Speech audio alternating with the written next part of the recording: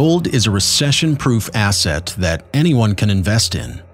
And for the last few years, we've seen many investors and central banks buying a lot of gold. Back in 2019, the price of gold went past the $1,350 level that was established in 2013. The current price of gold today is $1,645, and this has become the all-time high for the last 7 years. Gold miners have turned profitable, and this price is nothing compared to where the price of gold is headed to. Back in 1915, the Federal Reserve's assets were made up of 2% government bonds and 7% commercial bills, and 77% was gold and was made up of other assets from various institutions. Later in 1923, the amount of gold held as assets decreased to 61%. During these years, the dollar held its value relative to gold, and the Federal Reserve's assets had no interest rate risk or credit risk. The dollar was fully backed by gold, and those who held dollars could easily redeem their money to gold. But many chose to have the dollar because it was more liquid. This gold-based system continued to back the US dollar for many years, as gold was a key asset in the federal bank balance sheet. It was at the height of the Vietnam War that President Nixon printed more dollars than the amount of available gold, so as to fund the war. This made the value of the dollar decline. The Federal Reserve also reduced the amount of gold they were buying as assets, and in turn, they bought government bonds worth trillions of dollars to keep the interest rates low, while also propping up the amount spent by the government. As the US government printed more money, the dollar became less valuable, and the bonds held by the Federal Reserve also fell in value.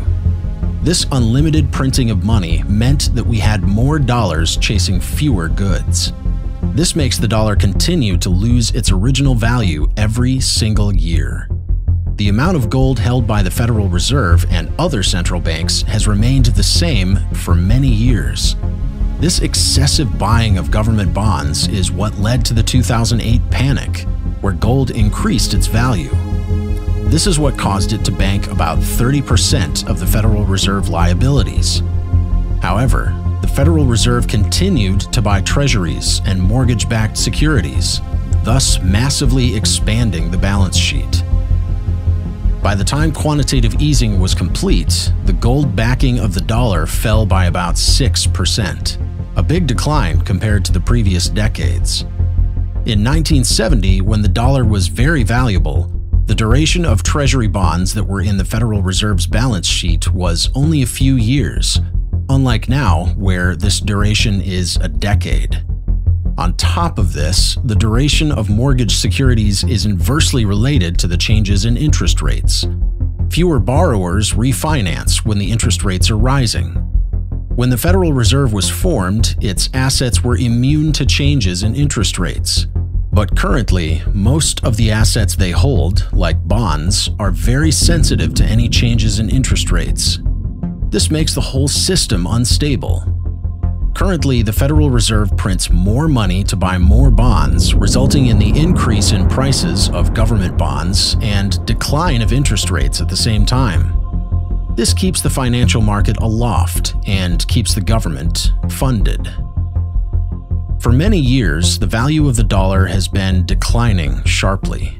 The end of the dollar will come when a flip happens, as it did back in the 1970s. At one point, the whole financial system will need a premium that can act as a security against the weakening position of the Federal Reserve's balance sheet. The old saying is true: what goes around comes around.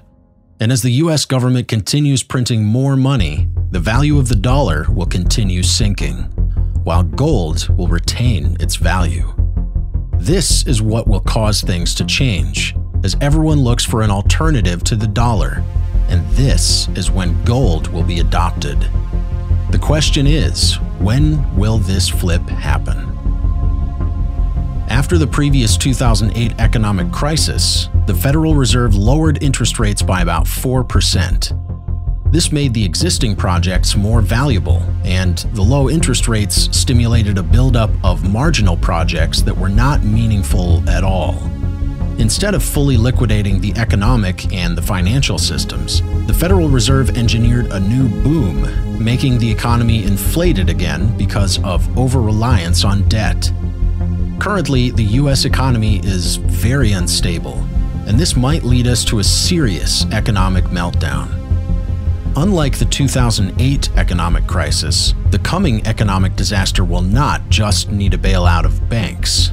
There will also be a need for a reduction in interest rates to avoid complete liquidation. Because of this, it will not be a surprise if the already low interest rates quickly plummet into negative territory when the economic crisis hits the scene. The current policies already provide room for another 3% reduction in interest rates. The introduction of negative interest rates will be beneficial in the short term as they will prevent the government from collapsing. Doing this will be like giving steroids to gold, and the price will absolutely soar relative to the dollar.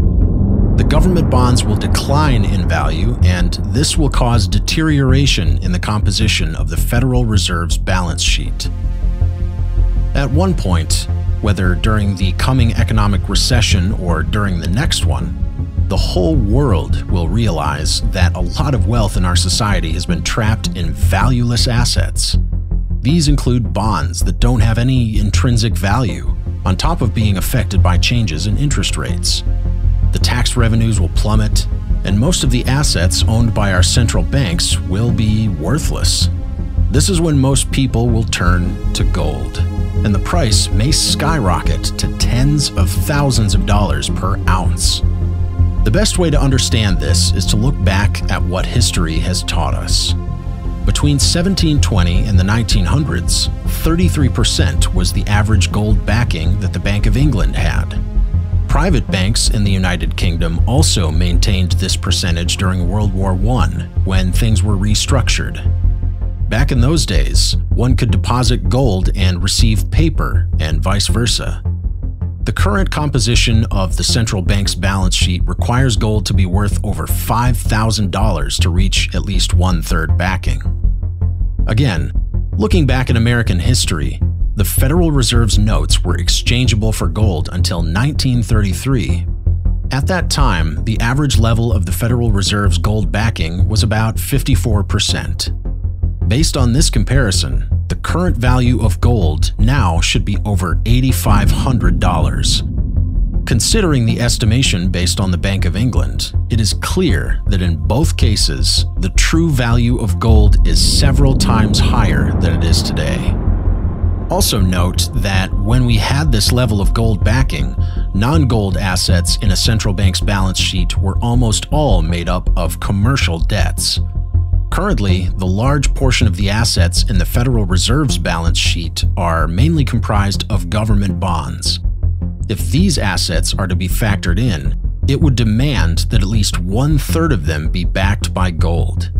This informs us of the fact that gold might have a real intrinsic value of thousands of dollars. The question is, when will the reality adjust itself to catch up with the truth? The panic that happened in the 1980s made the value of gold soar to a point where the Federal Reserve backed the liabilities using gold. If such an economic readjustment were to occur today, the value of gold would likely go past the $10,000 level. This shows how much the value of gold can soar if a major economic collapse happened today. A lot of money is being pumped into gold as investors and central banks continue stockpiling more of it. It would not be a shock if the price blows past the $10,000 mark in the next few years. The bubbled economy that has depended on printing more money is now teetering, and it is only a matter of time before everything falls apart. There's no doubt that the various financial stimuli and monetary interventions will buy more time, and this will make the market value of gold continue to soar.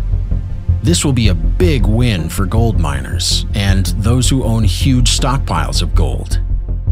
In conclusion, the best thing we can do is prepare.